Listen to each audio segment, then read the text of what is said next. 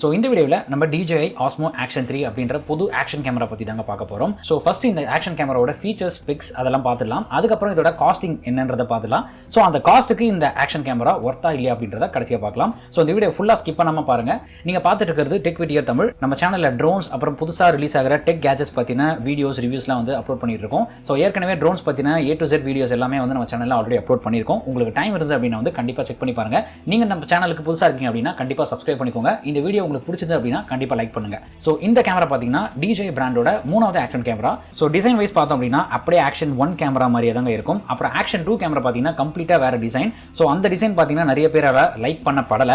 So புதுசாக இருந்ததுனால plus குட்டி சைஸு, பேட்டரி வந்து கம்மி, அதுக்கப்புறம் ஹீட்டிங் இஷ்யூஸ் அந்த மாதிரி விஷயங்கள் நிறைய இருந்ததுனால அது வந்து சரியாக போகலை. ஸோ கரெக்டாக 11 மந்த்ஸ் தாங்க ஆகுது, இன்னும் 1 இயர் கூட ஆகலை ஆக்ஷன் 2 ரிலீஸ் ஆகி. அதுக்குள்ளே ஆக்ஷன் 3 கேமரா ரிலீஸ் பண்ணியிருக்காங்க. ஸோ இந்த கேமராவில் பார்த்தீங்கன்னா வந்து பெரிய டிஃபரன்ஸ்னு எதுவுமே கிடையாது. ஜஸ்ட் இந்த ஹவுசிங், இந்த வெளியே இருக்க டிசைனை வந்து ஆக்ஷன் 1 கேமராவோட டிசைனை எடுத்துட்டு ஆக்ஷன் 2ல இருக்க சேம் கேமரா, லென்ஸு எல்லாத்தையுமே வந்து இதில் ஃபிட் பண்ணிட்டு ஆக்ஷன் 3 இன்னும் சில ஃபீச்சர்ஸ் எல்லாம் ஆட் பண்ணிட்டு ஆக்ஷன் 3 கேமராவை வந்து இன்ட்ரோடியூஸ் பண்ணியிருக்காங்க. ஸோ ஃபர்ஸ்ட் இதோட ஸ்பெக் பார்த்தீங்கன்னா வந்து 4K 120 ஃப்ரேம்ஸ் வரைக்குமே வந்து இதெல்லாம் ஷூட் பண்ண முடியும். அதே நேரத்தில் super wide FOV field of view பார்த்தீங்கன்னா 155 டிகிரி நம்ம வீலாக்லாம் பண்ணும்போது நிறையவே வந்து கவர் பண்ண முடியும். அதுக்கப்புறம் ஹரைசான் ஸ்டடி அப்படின்ட்டு ஒன்று இருக்குது. இது ஆக்ஷன் 2 கேமரால இருந்த சேம் ஹரைசான் ஸ்டடி அப்படின்னு சொல்லிட்டு டில்ட் ஆச்சு அப்படின்னா வந்து நமக்கு ஸ்டேபிளாக ஒரே மாதிரி ஆங்கிள் தான் இருக்கும். அது இல்லாமல் முன்னாடி வந்து 2 கேமராவில் இல்லாத ஒரு ஃபீச்சர் பார்த்தீங்கன்னா கோல்ட் ரெசிஸ்டன்ஸ் -20 டிகிரி செல்சியஸ் வரைக்குமே இது வந்து தாங்கக்கூடிய அளவுக்கு இதை வந்து பில்ட் பண்ணியிருக்காங்க. ஸோ யாருன்னா வந்து பனி பிரதேசத்தில் இருக்கீங்க அப்படின்னா உங்களுக்கான ஆக்ஷன் கேமரா தான் இது. அதுக்கப்புறமா ஆக்ஷன் கேமரா அப்படின்னாலே வந்து பேட்டரி வந்து ரொம்ப கம்மியாக இருக்கும், பேட்டரி லைஃப். ஸோ இந்த ஆக்ஷன் கேமரா, இந்த DJI Osmo Action 3 தான் பார்த்தீங்கன்னா ஆக்ஷன் கேமராலே இருக்கிறதுலே பெரிய பேட்டரி கொடுத்துருக்காங்க. ஸோ இதோட பேட்டரி லைஃப் பார்த்தீங்கன்னா வந்து ஒரு பேட்டரியை நம்ம இன்சர்ட் பண்ணிட்டு வீடியோ எடுத்தோம் அப்படின்னா 160 மினிட்ஸ், கிட்டத்தட்ட 2 மணி நேரத்துக்கு மேலே இதெல்லாம் வந்து வீடியோ எடுக்க முடியும் அப்படின்னு சொல்கிறாங்க. DJIக்கும் மேக்னெட்டுக்கும் ஏதோ ஒரு கனெக்ஷன் இருக்கு. ட்ரோனை தவிர்த்து எந்த ஒரு ப்ராடக்ட் எடுத்தாலுமே வந்து அதில் மேக்னெட்டோட இன்ஃப்ளூயன்ஸ் கொஞ்சமாவது இருக்கும். ஸோ அதே மாதிரி இந்த ஆக்ஷன் 3 கேமராலுமே பார்த்தீங்கன்னா மவுண்ட் வந்து கிளிப் ப்ளஸ் மேக்னெட் ரெண்டுமே சேர்ந்தாப்புல இருக்கு. அதனால வந்து டியூவல் டச் ஸ்க்ரீன். ஆக்ஷன் 1 கேமராவில் பார்த்தீங்கன்னா ஃப்ரண்ட் ஸ்க்ரீன் வந்து டச்சே கிடையாது, வெறும் LCD ஸ்க்ரீன் தான். ஸோ இதில் பார்த்தீங்கன்னா வந்து ஃப்ரண்ட்டுமே வந்து டச் கொடுத்துருக்காங்க. ஸோ DJI அவங்களோட லேட்டஸ்ட்டாக வர எல்லா ப்ராடக்ட்லையுமே பார்த்தீங்கன்னா வெர்டிக்கல் மோடு அப்படின்னு ஒன்று கொடுக்குறாங்க அவங்களோட கேமராவில். இப்போ DJI Mini 3 Proன்னு ஒரு ட்ரோன் லேட்டஸ்ட்டாக ரிலீஸ் ஆச்சு. அதுலேயுமே பார்த்தீங்கன்னா வெர்டிக்கல் மோட் அப்படின்னு ஒரு ஆப்ஷன் கொடுத்துருந்தாங்க. அந்த வெர்டிக்கல் மோட் எதுக்கு அப்படின்னா இந்த யூடியூப் ஷார்ட்ஸ், இன்ஸ்டாகிராம் ரீல்ஸ்லாம் போடுறதுக்கு ரொம்ப ஈஸியாக இருக்கும். ஜஸ்ட் அப்படியே நம்ம ரெக்கார்ட் பண்ணிட்டு ஈஸியாக இருக்கும் எடிட் பண்ணுறதுக்கு.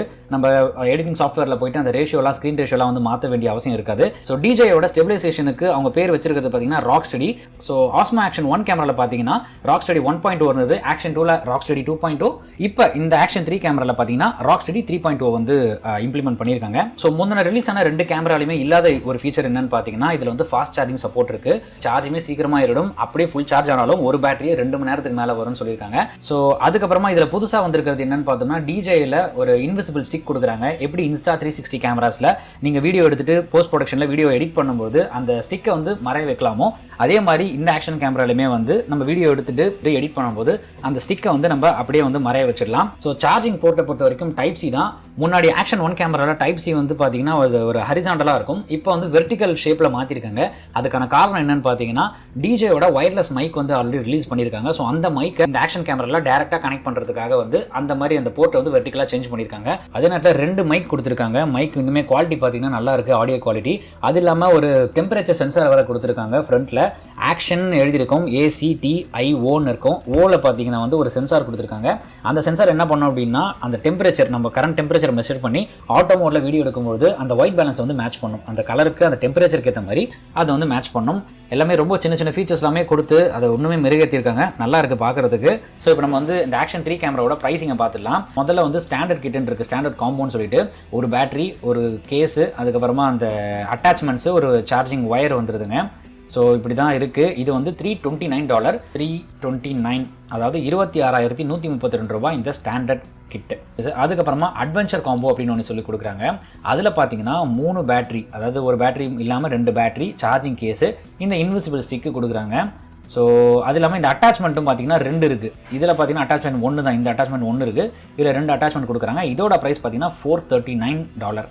439 அப்படின்னா 34,870 ரூபாய் கிட்ட வருது. GoPro Hero 11ஓட காம்படிட்டருங்க இது. அதோட பிரைஸ் பார்த்தீங்கன்னா GoProட பிரைஸ் பார்த்தீங்கன்னா வந்து $449 வரும் இந்த காம்போ பேக்கு. பட் அதில் வந்து இந்த சார்ஜிங் கேஸ்லாம் வராது. ஸோ மற்ற எல்லா ஆக்சசரியுமே வரும், மற்ற வித்தியாசமான ஆக்சசரிஸ்லாம் வரும். ஸோ இந்த ப்ரைஸுக்கு இது வாங்கலாமான்னு கேட்டிங்கன்னா என்ன கேட்டிங்கன்னா ஓகேங்க, டீசென்ட்டான ஒரு குவாலிட்டி. நீங்கள் GoPro Hero 11 போனீங்கன்னா 5.3K ரெசல்யூஷன் வரும். இதில் வந்து 4K தான் மேக்ஸிமம் ரெசல்யூஷன். என்னை பொறுத்த வரைக்கும் 4Kவே அதிகமாக யாரும் யூஸ் பண்ண மாட்டோம். 5.3K வந்து எதுக்குன்னு எனக்கு தெரியல. உங்களுக்கு உண்மையிலே அது தேவை, 5.3K ரொம்ப ஹை ரெசல்யூஷன்லாம் தேவை அப்படின்னா GoPro போகலாம். பட் எனக்கு 4K இதே நேரத்தில் எனக்கு நிறைய நேரம் வீடியோ எடுப்பேன் அப்படின்னா இந்த மாதிரி சார்ஜிங் கேஸோட இந்த ஒரு காம்போ எடுக்கலாம்.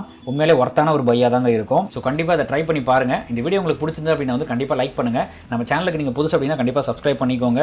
அதே நேரத்தில் நிறைய வீடியோஸ் ஆல்ரெடி அப்லோட் பண்ணியிருக்கேன், அதெல்லாம் மறக்காமல் செக் பண்ணி பாருங்கள். உங்களை அடுத்த வீடியோவில் சந்திக்கிறேன். நன்றி, வணக்கம்.